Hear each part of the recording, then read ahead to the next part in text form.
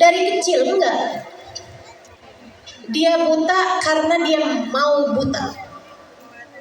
Dia pengen buta.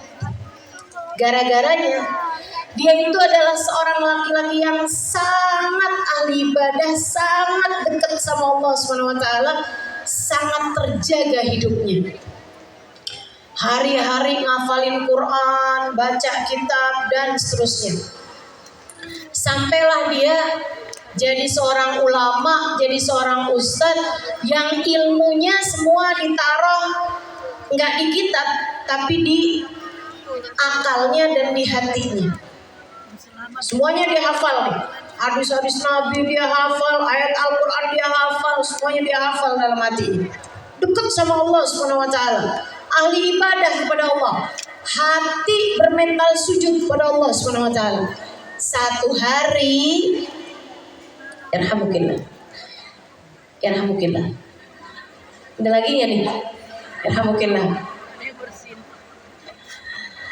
Satu hari ibu-ibu sekalian, dia lagi mau jalan ke majelis, ke masjid, tiba-tiba dia ngeliat di pinggir jalannya ada rumah, di rumah itu di lotengnya ada perempuan lagi sisiran rambut ngadep ke sana. Nggak tahu nih kalau laki-laki di bawah ini lagi ngeliatin dia. Cantik. Dia pun meleng. Syekh ini dia liatin, ya ampun cakep banget tuh cewek. Rambutnya cakep banget.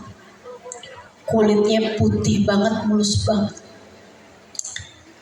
Perempuannya berbalik, tapi nggak tahu nih ada di bawah lagi laki-laki yang liatin. Ya ampun mukanya cakep banget. Dia pun terfitnah. Begitu nyampe ke masjid, sholat berantakan. Waktunya baca Quran, bibirnya cakep banget.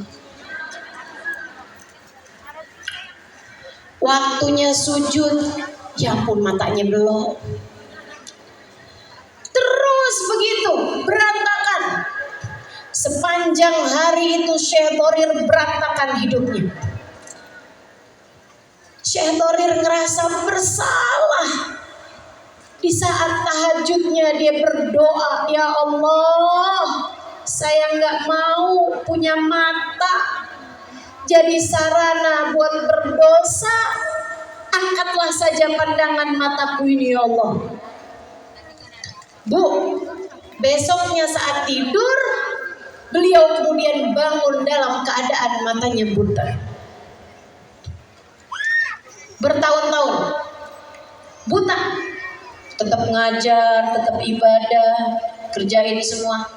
Sampai akhirnya beliau nikah, beliau punya anak.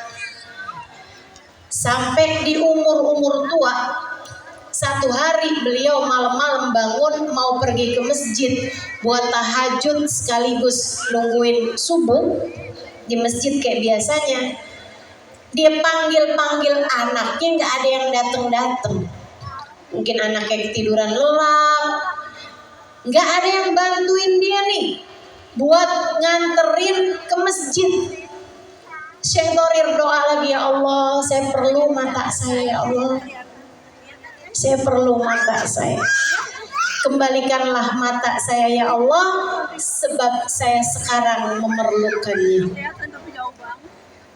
Malam hari itu beliau tidur, bangun kemudian besok paginya atau sebelum subuhnya, malamnya, pertiga malam terakhir, dalam keadaan matanya kembali dapat melihat.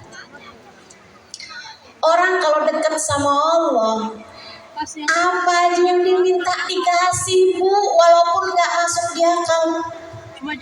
Orang biasanya muda bisa lihat, tua jadi buta.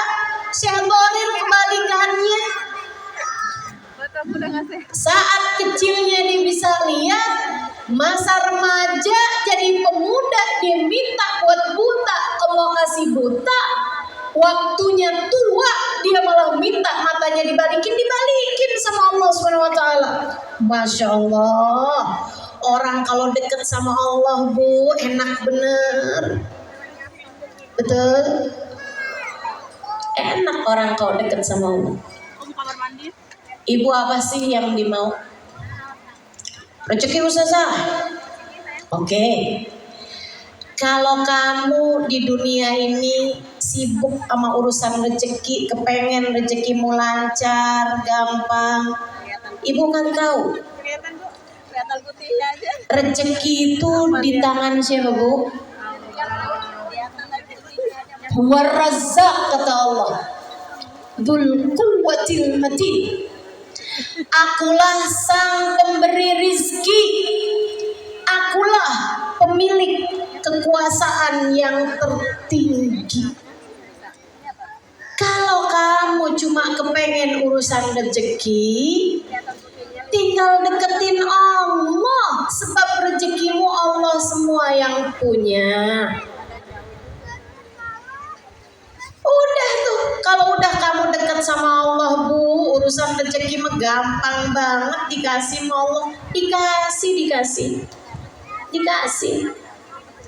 Ibu-ibu ibu sekalian, lo gajah nggak pernah sujud aja gemuk-gemuk.